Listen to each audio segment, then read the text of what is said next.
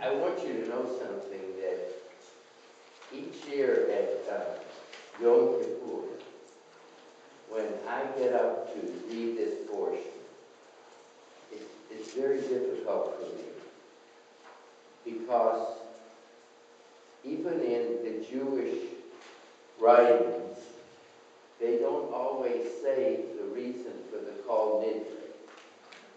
Kol Nidre means all vows. Jewish people are absolving themselves of all vows that were forced upon them, that they had to make under duress.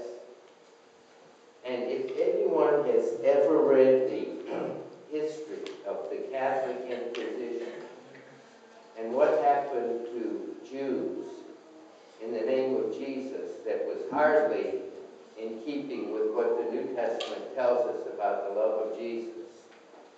Jews were buried up to their necks and forced to either take baptism or die there.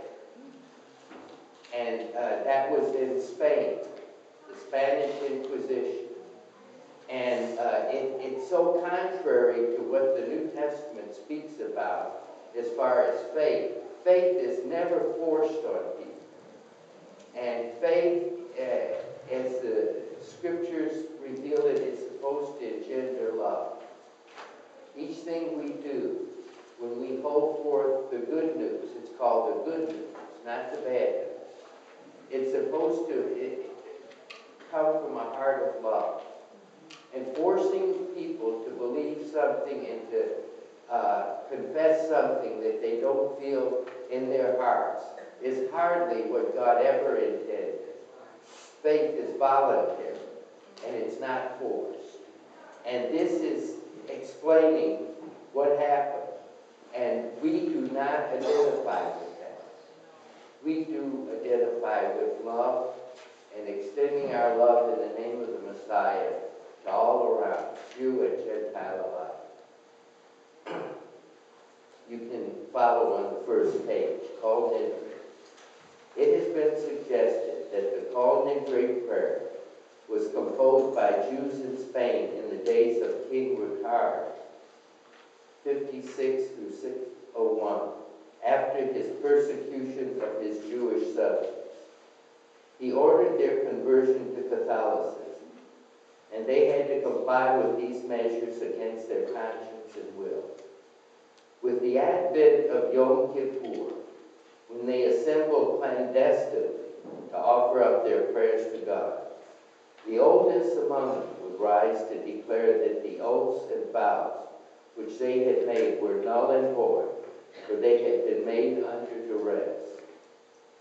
Thus the formula used to this very day was introduced. It was probable that it was in these circumstances that the plaintive strains of Kol Nidre were also composed.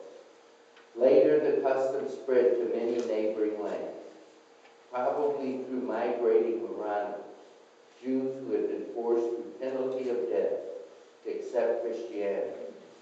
And this custom was retained even in the days of religious freedom. Kol Nidre applies to rash utterances made to God in the heat of the moment. In regard to promise made to man, however, the Jewish sages maintained that man cannot be released from any obligation toward his fellow man except by consent of the person concerned. The wrongful act must be rectified by the concerned party or parties. As Jewish